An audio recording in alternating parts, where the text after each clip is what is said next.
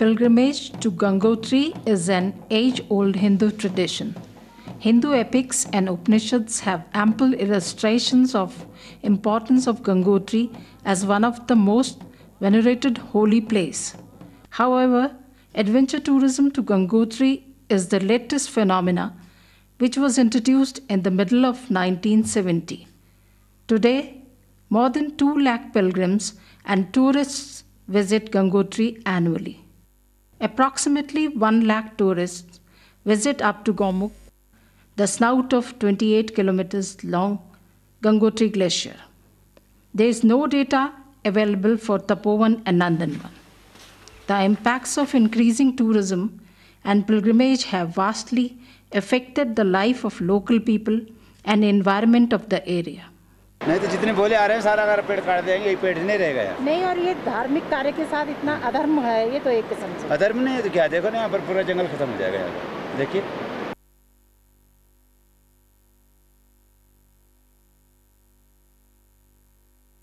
Economically, local people have more opportunities for employment and income. Ecologically, the entire region has been adversely affected by influx of tourists and pilgrims.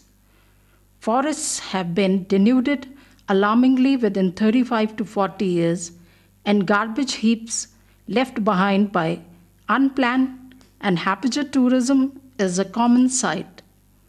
Dumping of garbage on the banks of river Bhagirathi and unaesthetic building construction is virtually killing holy river Bhagirathi and the ecology of the area.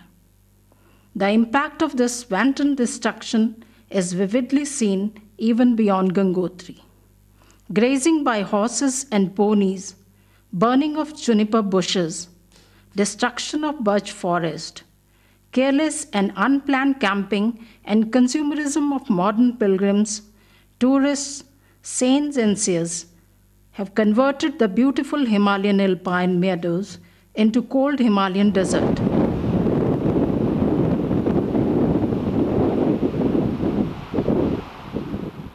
Commercial greed of stakeholders has badly damaged the reserve forest area.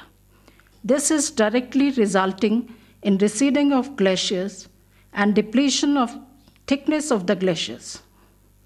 Gangotri Glacier has an alarming average recession of 30 meters per annum. During summer months, people both in hills and plains face acute scarcity of water. Our scientists and planners seem to have found the solution of scarcity of water in networking and joining the big rivers of India. However, conservation of sources of these rivers so far totally skipped all these people.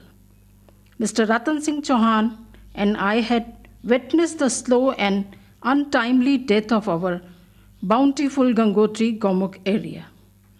This inspired us to come forward and do our best in a humble way to do something to preserve and conserve the natural and God-given beautiful environment of the region and contain the ecological imbalance. Mr. Ratan Singh Chauhan and me, we too are the mountaineers also. We did mountaineering together, and we have been to many mountains in India. And we were the members to the Indian Everest Expedition 1984. And during our Everest Expedition, we saw how Sir Edmund Hillary has worked in that area. So that also inspired us to work. And apart from that, the Gangotri Gomukh area is attracting maximum number of pilgrims, tourists, expeditions. So the maximum impact on the ecology is in this area. Just because of the religion, culture, environment, we got attracted towards working in this area. In 1992, we began by raising the plant nursery of Bhojpatra, Populus ciliata, Salix babylonica, and juniper at Chirbasa, which is 9 kilometers from Gangotri on the way to Gomukh at an altitude of 3,545 meters. By 1996, we had managed to plant 1,200 saplings of Bhojpatra, Populus, and Salix at an altitude of 3,700 meters at Bhojbasa. After the initial success of this effort, we never looked back, and now we have planted 12,500 saplings till date. The survival rate of the planted saplings is 70 to 75%, and the annual average growth rate is 6 to 8 inches. The slow growth rate is due to extreme cold climate of the area and sandy soil. Simultaneously, we are also organizing the environment awareness campaigns among the local people and the tourists since 1993-94.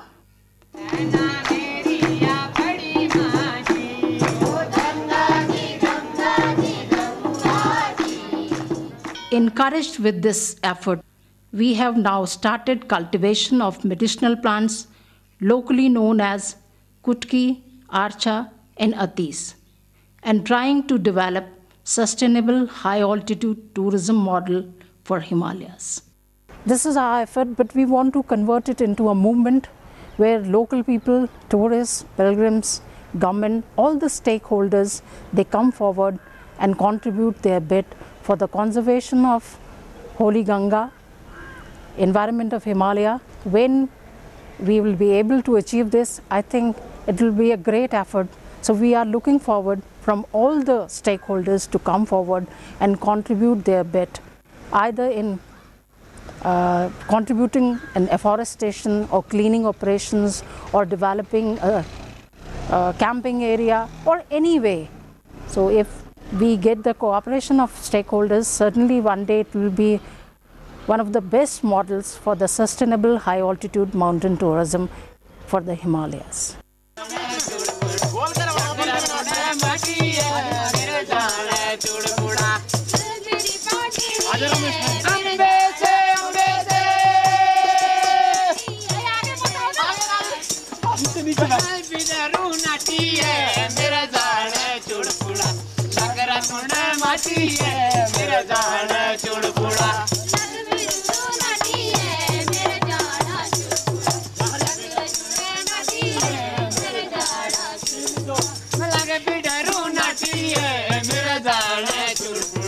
Sakara